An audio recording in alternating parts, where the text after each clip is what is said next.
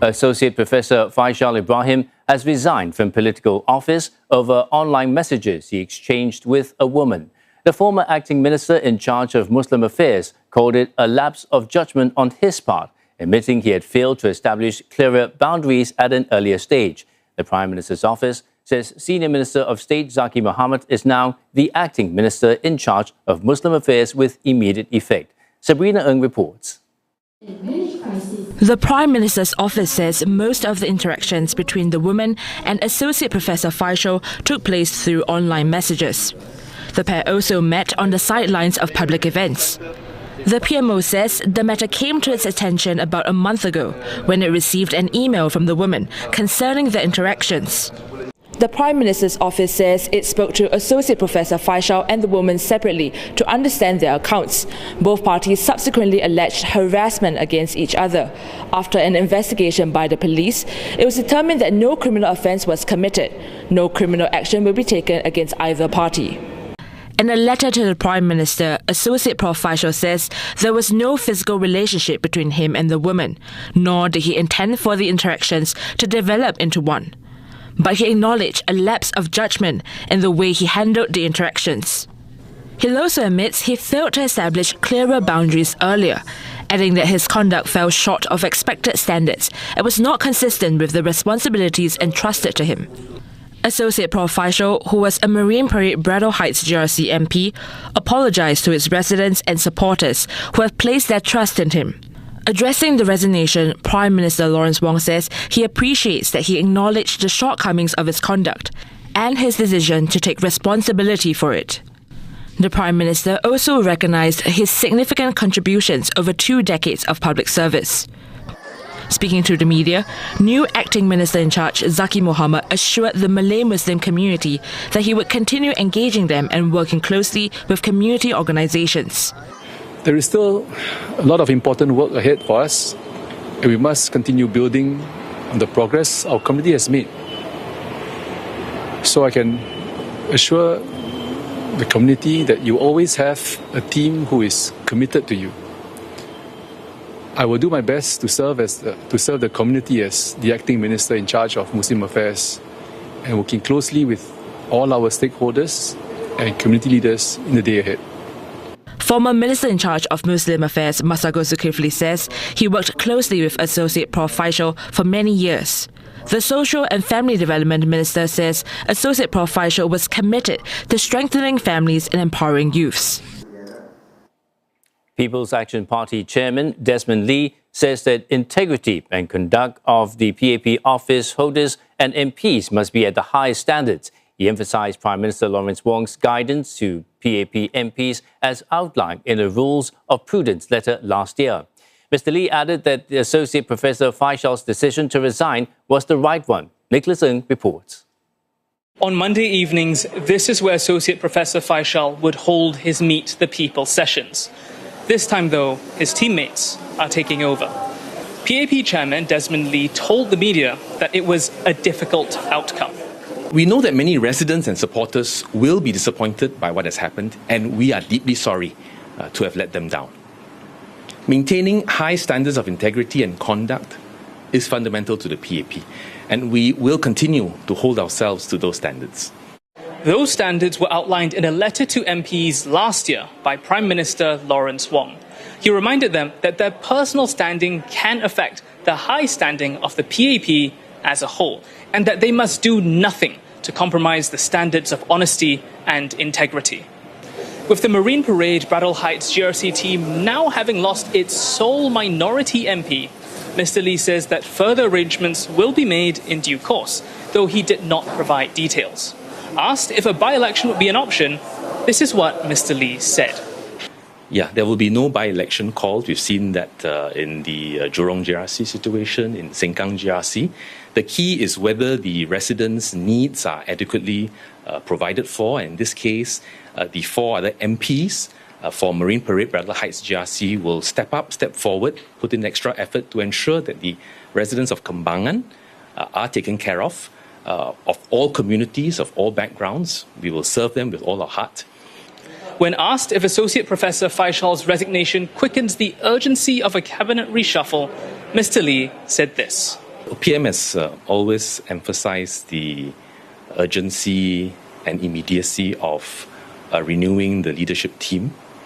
Indeed, I think he said recently that shortly after taking office, he recognized that he had to keep renewing the team.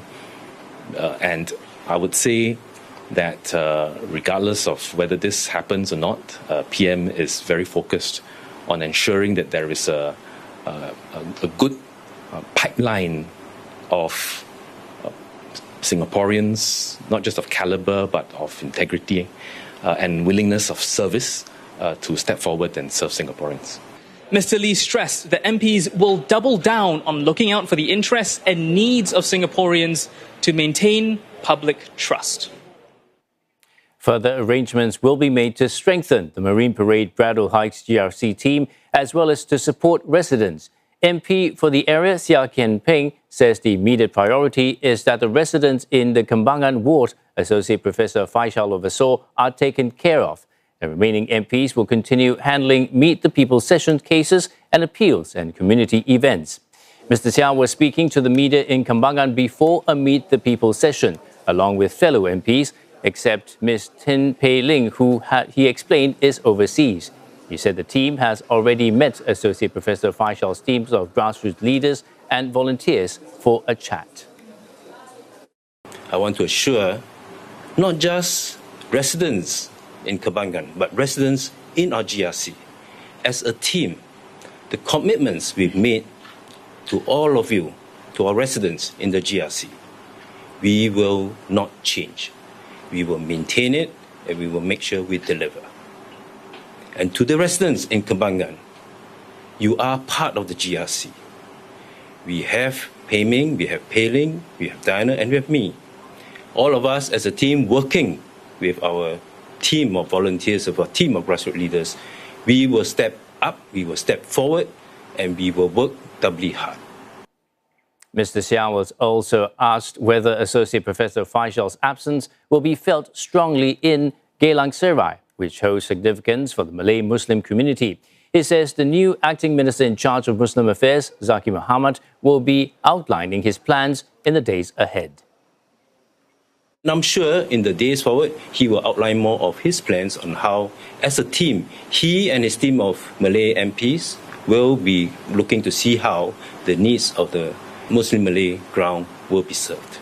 So I think that one, for us, we continue to serve all residents, all races, all faiths. So that will not change. And for more on this, we speak to Associate Professor Eugene Tan from the School of Law at SMU. Prof. Tan, Associate Professor Faishal had several key appointments from Acting Minister in charge of Muslim Affairs to Senior Minister of State and MP. How significant is the gap his departure leaves in the government, do you think? Paul, I think when you look at Prof. Faishal's popularity and standing, and given that he has been in politics for 20 years, and the very different portfolios that he handled. So particularly in Home Affairs, he was looking at reducing prison recidivism, the drug addiction challenge as well. That he was able to engage, with the various stakeholders. So I think, given, the prominent role that he played, one cannot deny that there will be a gap initially. But the government is structured in such a way, that no one is indispensable. So I don't think there will be a significant gap, but it will take some time. The question is how long, before his successors, Prof. Faishal's successors, get up to speed, on the various agenda items. And what impact do you think his resignation will have on PAP's efforts to maintain trust and engagement within the Malay Muslim community?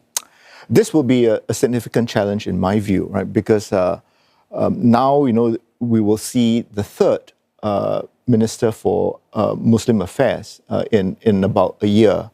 And Prof. Faishal was actually brought in, to strengthen trust and confidence, in the PAP government's support, for the Malay Muslim community. So this is a setback, his resignation. And so it leaves now for his successor, Mr. Zaqy Mohamad, to step up and to also demonstrate, that regardless of what has happened, the government will continue, to safeguard the interests of the Malay Muslim community, and they will have to do that, by demonstrating that they are worthy of the trust and confidence of the Malay Muslim community. So the government, will have its work cut out for it, and this resignation, will only emphasize, that significant task that lies ahead. Now, the government has said that no criminal offence had been committed, but that Associate Professor Faishal accepted his conduct fell short of standards expected of a political office holder. Do you think that the government has struck somewhat the right balance between protecting privacy and giving the public enough information to understand why a public office holder resigned? I think given that, we don't have much information, in my view, it is difficult to say whether a proper balance has been struck. So certainly, there is a need to protect the privacy, of first the family as well as the complainant. But there is also the need, for the public to be clearer, what lines was crossed, that necessitated a political office holder, to resign. So I think, what will happen now is that there'll still be questions as to, when is it, what sort of lapses of judgment, given that, lapses of judgment will occur, but how serious, would a lapse of judgment be, that would require, a political office holder or even a member of parliament from the ruling party to resign, or what sort of lapses of judgment, would be forgivable, if I could put it that way. So I think, without further details, this becomes a challenge. Now, this resignation is the first of such kind over personal conduct under Prime Minister Lawrence Wong. What do you think it says about his handling of the case? What does it suggest about the standards and leadership culture that he wants to establish? Well, I think it's clear that Prime Minister Wong is maintaining the high standards, that have been put in place by his predecessors. So in this particular case, the matter came to light about a month ago, and we now, within the month, have that resolution, in which, Mr. Prof. Faishal, had to resign from office. But I think he's certainly underscoring, the importance of high standards of probity, high standards of public life, expected of the ruling party's MPs, because I think they certainly see, these high standards as being essential to maintaining trust and confidence in the government. And of course, having set these high standards, the PAP government, has to enforce those standards. Otherwise, no one is going to take, the ruling party seriously. So, in a way, the need for high standards and the fact that the PAP prides itself, in maintaining those high standards, I think, have resulted in, MPs as well as political office holders, being expected or demanded, to maintain and uphold those high standards. Now, understanding that, in light of this case, what principles should guide those interactions for political office holders, being accessible at the same time knowing the boundaries? Yeah, so accessibility of politicians is critical, right? But I think there's also the need to ensure that,